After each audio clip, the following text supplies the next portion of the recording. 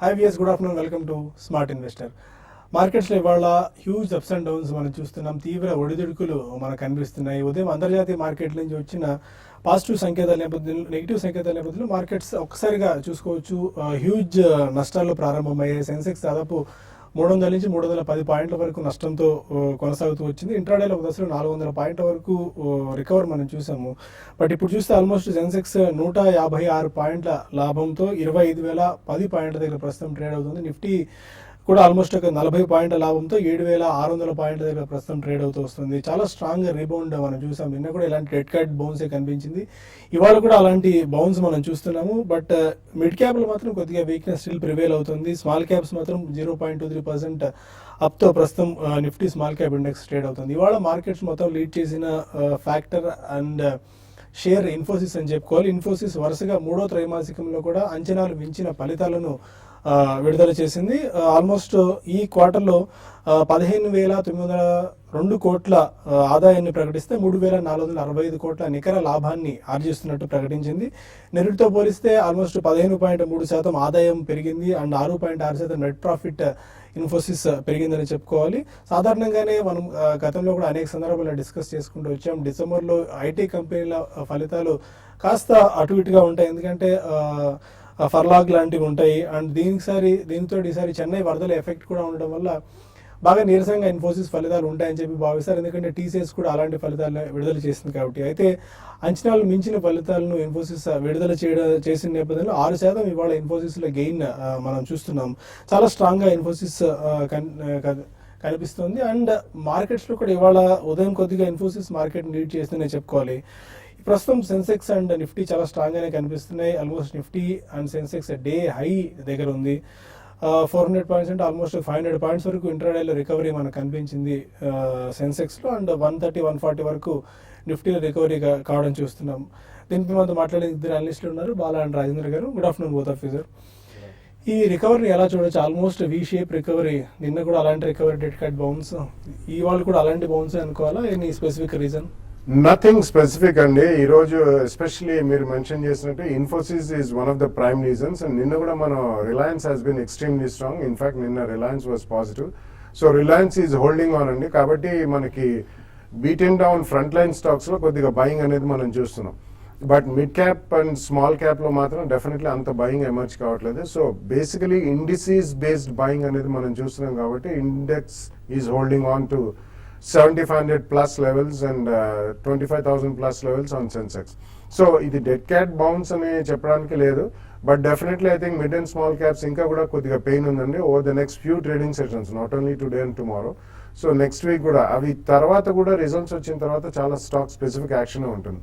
So మనకి even front లైన్స్లో similar story మనం చూస్తున్నాం కాబట్టి going forward 1 or 2 years, next 2 years capital expenditure completely అయిపోయి క్యాష్ ఫ్లోస్ బాగా ఉంటాయని రిలయన్స్లో ఎక్స్ట్రీమ్లీ స్ట్రాంగ్ బయింగ్ అనేది మనం చూస్తాం by institutional investors. Almost 1,000 crores of delivery based buying కూడా జరిగింది. సో అలా ఈరోజు ఇన్ఫోసిస్ కూడా almost the third quarter they have given good results. So అందుకని మనం ఫ్రంట్ లైన్స్లో కొద్దిగా రికవరీ చూస్తున్నాం. So index is in the green. So ఓవరాల్గా చూసుకుంటే మాత్రం I think next 100 to 200 points రేంజ్లోనే కొట్టుమిట్టే ఆడే అవకాశం ఉందండి. Probably 7,500 to 77 or 7,750. సో ఇదే రేంజ్లో రిజల్ట్ సీజన్ అయ్యేదాకా ఉంటుంది. We have to be extremely cautious still. ఇప్పుడు కూడా కొద్దిగా 2 days కూడా స్ట్రాంగ్ రికవరీ వచ్చిందని చెప్పి we should not jump in to the market అండి. It's better to stay away and be cautious. Result season అయిపోయిన తర్వాత ఒకవేళ నిజంగా స్ట్రాంగ్ రీబౌండ్ వచ్చిన మార్కెట్లో 5 to 10% ఎక్స్ట్రా కొన్న కంఫర్ట్ జోన్ అక్కడే ఎక్కువ ఉంటుంది కాబట్టి అప్పటిదాకా కాషియస్గా ఉండడమే మేల్ అండి. ఓకే, యూరోపియన్ మార్కెట్స్ ఇప్పుడే ఓపెన్ కావడం చూస్తున్నాం. యూరోపియన్ మార్కెట్స్ ఆల్మోస్ట్ 1 నుంచి 1.5% డౌన్తో ప్రస్తుతం ట్రేడింగ్ ప్రారంభించాయి. దీంతో మళ్ళీ సెన్సెక్స్ అండ్ నిఫ్టీలో కొద్దిగా ప్రాఫిట్ బుకింగ్ లాంటిది కనిపిస్తుంది చెప్పుకోవాలి. రాజేంద్ర గారు, 7,450 అండ్ 7,500 చాలా స్ట్రాంగ్ సపోర్ట్ ఉన్నట్టు కనిపిస్తుంది. మార్కెట్ ఎంత కిందకి వచ్చినా కూడా మళ్ళీ ఆ లెవెల్ పైన సస్టైన్ అవుతూ వస్తుంది. టెక్నికల్స్ ఏం సూచిస్తున్నాయి? ఐ థింక్ మనం గత కొన్ని షోస్లో కూడా చెప్పడం జరిగిందండి. 7,422 ఏదైతే ఉందో లాస్ట్ ఇయర్ జూలై లో ప్రాబ్లీ ఒక స్ట్రాంగ్ బేస్ ఫామ్ అయ్యే అవకాశం ఉన్నట్టుంది షార్ట్ టర్మ్లో. సో ప్రాబ్లీ మనం నిన్న కూడా చూసాం 7,425 లో రావటం చూసాం. అదేవిధంగా ఈ రోజు ఐ థింక్ నిన్నటి లో బ్రీచ్ కాలేదు ఇంకా నిఫ్టీలో. సో డెఫినెట్లీ ఇది ఒక స్ట్రాంగ్ బేస్గా మనం పరిగణించవచ్చు. అదేవిధంగా లాస్ట్ 10 daysలో కూడా మనం చూస్తే కనుక 7,972 నుంచి ఆల్మోస్ట్ 25 దాకా, అంటే ఆల్మోస్ట్ 530-540 పాయింట్స్ పడుతుంది చూసాం. సో ఇట్స్ ఓన్లీ రీట్రేస్మెంట్గా మనం చెప్పుకోవచ్చు మార్కెట్లో. ఇంకా మేజర్ అంటే ఒక బుల్ ఇండికేషన్ అనేది ఇంకా రాలేదు షార్ట్ టర్మ్లో కూడా.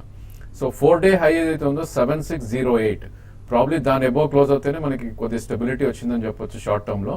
అండ్ అదేవిధంగా మనకి గ్యాప్ క్రియేషన్ ఏదైతే ఉందో 7721 అండ్ 7674, 7th రోజు మనం చూసాం ఇది 7674 అండ్ 7721 గ్యాప్ ఏదైతే క్రియేట్ అయిందో ప్రాబ్లీ అది ఫిల్ చేసే అవకాశం ఉంది. అదేవిధంగా 20-day మూవింగ్ యావరేజ్ 7766 దగ్గర ఈ స్టేజ్లో ఉంది.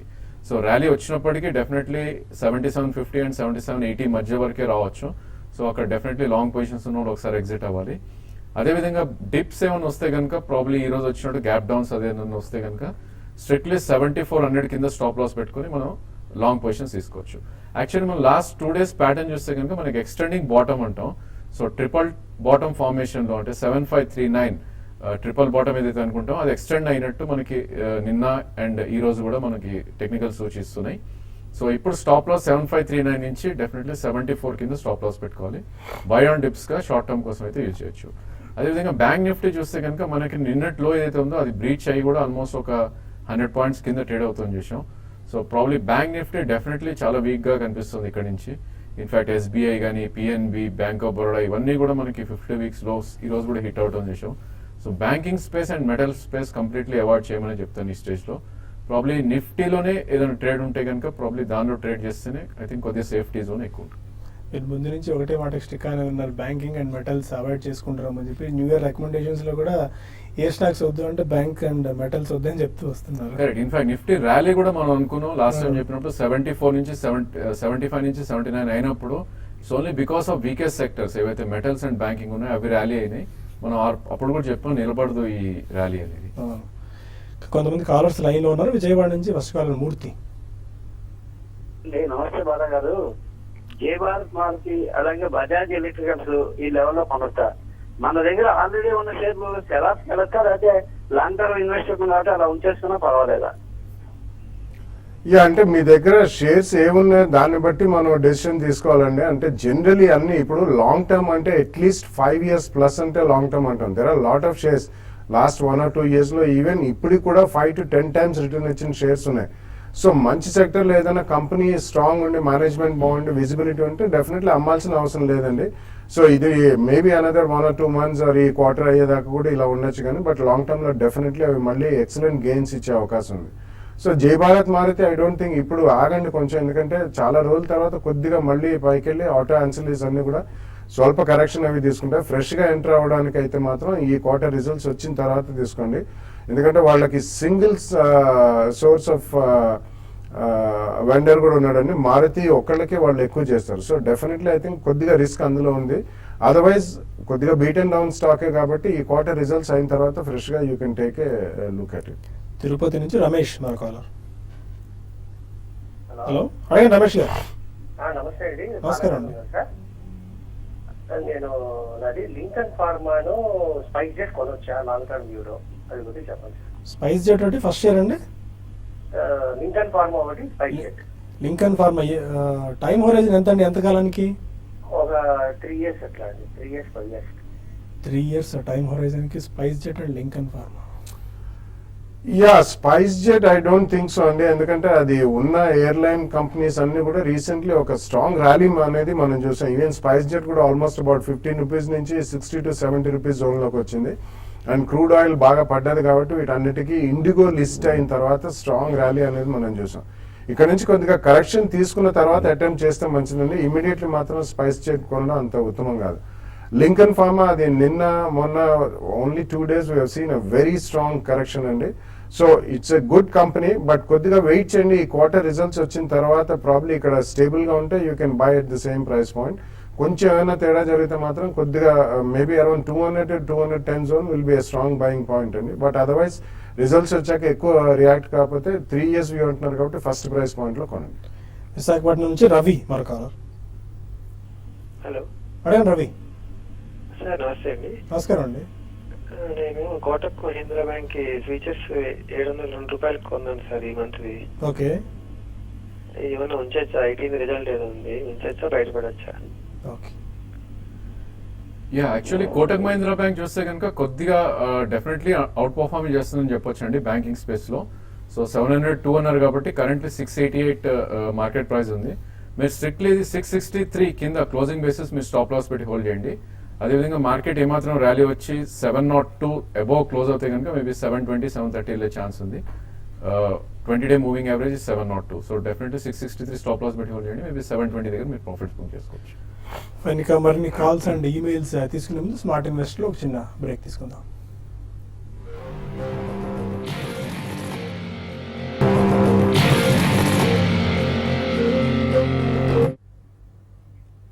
Welcome back to smart investor. మన కాలర్ వైజాగ్ నుంచి సువర్ణ ఉన్నారు. అడగండి సువర్ణ గారు. హలో, గుడ్ ఆఫ్టర్నూన్ అండి. గుడ్ ఆఫ్టర్నూన్ అండి. అంటే నాది యూనియన్ బ్యాంక్ షేర్స్ ఉంది, తర్వాత పవర్ గ్రిడ్ అండి, దాని గురించి చెప్పాలి. యూనియన్ బ్యాంక్ చాలా పడిపోయింది కదా, ఉంచమంటారా తీయమంటారా? ఏప్రిల్లో తీసుకున్నారండి మీరు? నేను 243. Okay, power grid? Power grid 145. Union bank 52 week లోలో ట్రేడ్ అవుతుంది ఈ మధ్య. ప్రాబ్లీ ఐ థింక్ మనం చెప్తున్నా ఇంత కంటిన్యూస్గా చెప్తున్నామండి షోస్లో, ఎస్పెషల్లీ పిఎస్యూ బ్యాంక్ చాలా వీక్గా ట్రేడ్ అవుతున్నాయని. సో డెఫినెట్లీ మీరు ఇక్కడ నుంచి కొద్దిగా పుల్ బ్యాక్ కోసం వెయిట్ చేయొచ్చు. ఐ థింక్ పుల్ బ్యాక్ వచ్చినా కూడా మాక్సిమం 143, 144 దాకా రావచ్చు. అంటే ఇక్కడ నుంచి around 20-25 rupees maximum pull back రావచ్చు.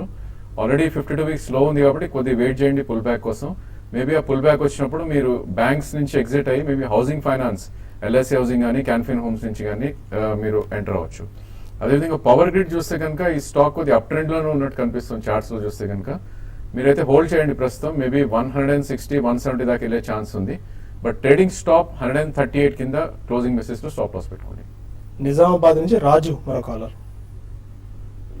Hello sir. అడగండి రాజు. సార్ మాకు banking sector and automobile blue chip 3 ఉన్నాయి సార్. అందులో ఏ స్టాక్స్? మూడిట్లో సార్ బ్యాంకింగ్ లో అయితే ఐసిఐసిఐ బ్యాంక్, ఎస్బీఐలు ఉన్నాయి. ప్లస్ టాటా మోటార్ డివిఆర్ ఉంది సార్, మోటార్ ఆటోమొబైల్ లో. ఓకే. ప్లస్ బ్లూ చిప్ లో ఇన్ఫోసిస్ అండ్ టెక్ మహీంద్రా ఉంది సార్. ఓకే. ఇప్పుడు ఈ సినారియోలో ఏం చేస్తే బాగుంటుంది సార్? మీరు లాంగ్ టర్మ్ ఇన్వెస్టరా? ఎస్ అండి, లాస్ట్ 2 years నుంచి అలాగే హోల్డింగ్ ఉన్నాయి. ఇంకా అసలు హోల్డ్ చేయమంటారా లేకుంటే తీసేయమంటారా? ఇంకా కిందికి రావచ్చా? టెక్నాలజీ స్టాక్స్ ఉంచొచ్చండి. Or even Tata Motors DVR ఉంది కాబట్టి I think you can stay with that for some more time. ఎందుకంటే వరల్డ్ వైడ్ రిసెషన్ మూలాన వీళ్ళది రాబోయే రోజుల్లో జాగ్వార్, ల్యాండ్ రోవర్ షేర్స్ కూడా అంత ఆశ్చర్యంగా ఉండే అవకాశం కనిపించలేదు. సో ఏదైనా బౌన్స్ వస్తే ఈవెన్ టాటా మోటార్ డివిఆర్ లోంచి బయటపడిన టెక్నాలజీ డెఫినెట్లీ ఉంచమని చెప్తాను. రూపాయి కూడా క్షీణిస్తుంది కాబట్టి వీజావి డాలర్, అందులో కొద్దిగా గెయిన్స్ వచ్చే అవకాశం. బట్ బ్యాంకింగ్ మాత్రం డెఫినెట్లీ ఈ క్వార్టర్ రిజల్ట్స్ అయిన తర్వాత షిఫ్ట్ ఓవర్ అయ్యి ఇప్పుడే రాజేంద్ర గారు చెప్పినట్టు probably housing finance company or NBFCs కూడా కొన్ని బాగున్నాయండి. ఎందుకంటే latest new round of banks కి లైసెన్స్ ఇచ్చిన తర్వాత banking will become extremely competitive. దానికంటే ఎన్బిఎఫ్సిస్ విల్ బి బెటర్ కాబట్టి ఆ ఒక్క సెక్టర్ నుంచి మాత్రం ఈ క్వార్టర్ రిజల్ట్స్ అయిన తర్వాత షిఫ్ట్ అయిపోయింది. పరకాల నుంచి Vidyasagar Parakala. Sir very good afternoon sir. Happy Sankranti శుభాకాంక్షలు సార్ ఆల్ ఆఫ్ యూ అందరికి. నెక్స్ట్ సార్, నేను టాటా కన్సల్టెన్సీ సర్వీసెస్, నేను లాంగ్ టర్మ్ ఇన్వెస్టర్ సార్. ఐపీఓలో నాకు అలాట్ అయింది 7 shares, 28 ఉంది. దీన్ని ఇట్లే ఇంకా 5 years అట్లే ఉంచుకోమంటారా? నేను లాంగ్ టర్మ్ ఇన్వెస్టర్. అలాగే హెక్సావైట్ టెక్నాలజీ 220 లో కొన్నాను. కాంటినెంటల్ కాఫీ లిమిటెడ్ వచ్చి 200 లో కొన్నాను సార్. నెక్స్ట్ రిలయన్స్ ఇండస్ట్రీస్ నా దగ్గర ఎల్ఎన్టీ కూడా ఉన్నాయి సార్. లాంగ్ టర్మ్ లోనే పెట్టేసాను నేను. అది ఇట్లే ఉంచేసుకోవచ్చా? ఇంకేమన్నా ఈ రేట్ నుంచి వైద్యులకి వేరే దానికి షిఫ్ట్ కామంటారా? బాలసుబ్రహ్మణ్యం సార్ గారిని రిక్వెస్ట్ చేస్తున్నామండి. చాలా స్టాక్స్ అడిగారు, ఏవి తీసుకుందాం? ఐ థింక్ టీసీఎస్ మీరు షిఫ్ట్ చేయొచ్చండి. You can shift it to Infosys. ఎందుకంటే లాస్ట్ 3 quarters గా, ఒకటే కాదు, లాస్ట్ 3 quarters గా Infosys has been giving better result. And TCS last 6 quarters అంత ఆశాజనకంగా లేవు. కాబట్టి it's a good switch with in the sector and front line stocks కాబట్టి బాగానే ఉంటాయండి. L&T also I think you should definitely change over to some small or mid-cap infrastructure companies అండి. L&T definitely I don't think it will give you outbeating results. Reliance మాత్రం తప్పకుండా ఉంచమని చెప్తానండి.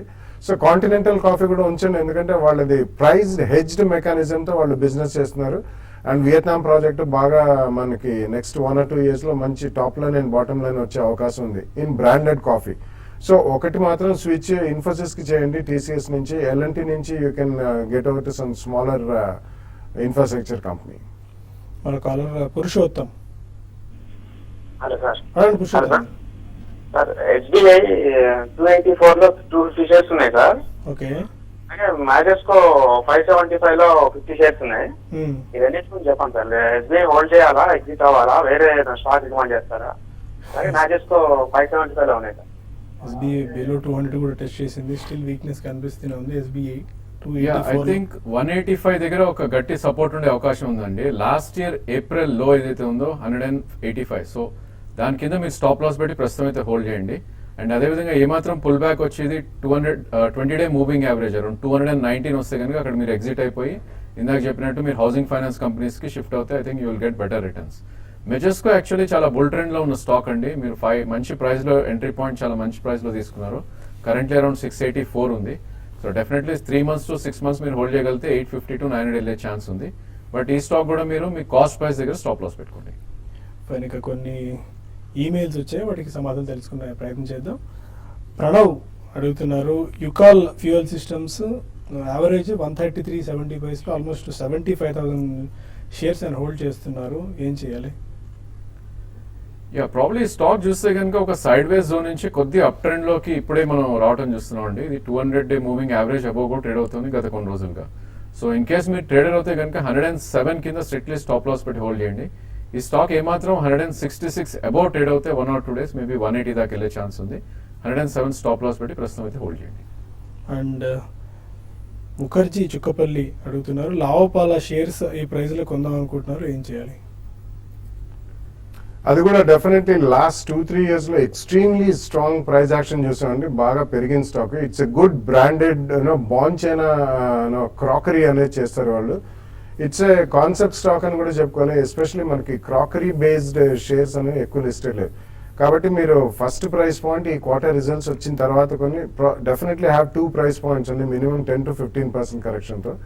Longer time ఫ్రేమ్లో definitely it's a good FMCG stock కింద పరిగణనలో తీసుకోవచ్చు. రాజ్యలక్ష్మి అడుగుతున్నారు, ప్రజెంట్ ప్రైస్లో మదర్స్ అండ్ సుమి బై చేసుకోవచ్చా for long term? Long term definitely no అండి. స్టాక్ మనకి 200-day మూవింగ్ యావరేజ్ కింద ట్రేడ్ అవుతుంది. దీని కింద ఉన్నంతకాలం డెఫినెట్లీ కొద్ది వీక్ ఉండే ఛాన్స్ ఉంది.